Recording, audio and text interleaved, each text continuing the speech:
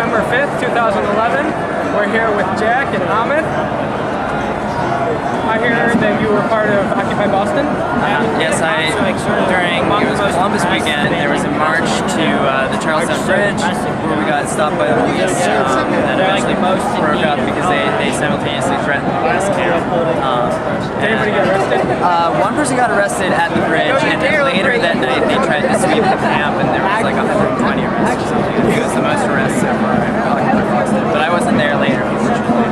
Okay. But, so why do you support the Occupy Wall Street movement?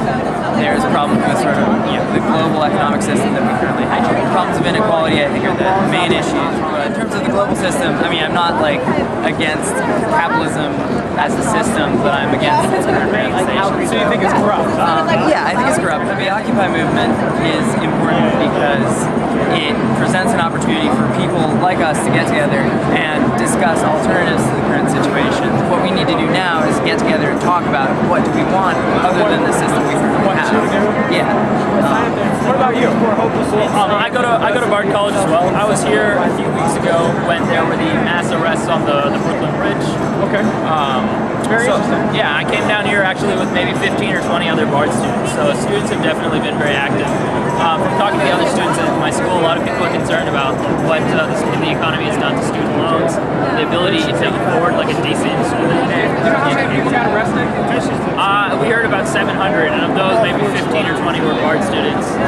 So, I don't know, I managed to get away. What happened was the police kind of were a little bit deceitful. They were escorting the peaceful march, like the one we might go on in a few minutes, and everything was going fine, and then when we got to the bridge, a bunch of people went into the motorway, and it was kind of a civil disobedience action, but the problem was the police kept on accompanying them, so it gave the image of police approval of the action. Right. So when we got to the middle of the bridge, suddenly we realized they didn't approve of it. They'd stopped the march on both ends of the bridge, so everyone that was there, hundreds of people, legal observers, media people, everyone was trapped.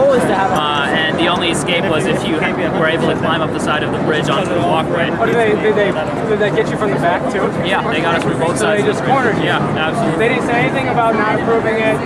They gave me the impression that they did approve of it because they kept on escorting the march, and they stopped traffic for us as well. So These guys are I mean, I know they do that sometimes with like parades or whatever. They'll stop traffic, so it gave the impression that they were like, okay, fine, you know. It was really just a trap. Yep, crazy. Why do you support the Occupy Wall Street movement? I think it's really important to have political spaces that are open to opposing imperialism and opposing, the exploitation of the workers in this country, because it seems like most of the larger political structures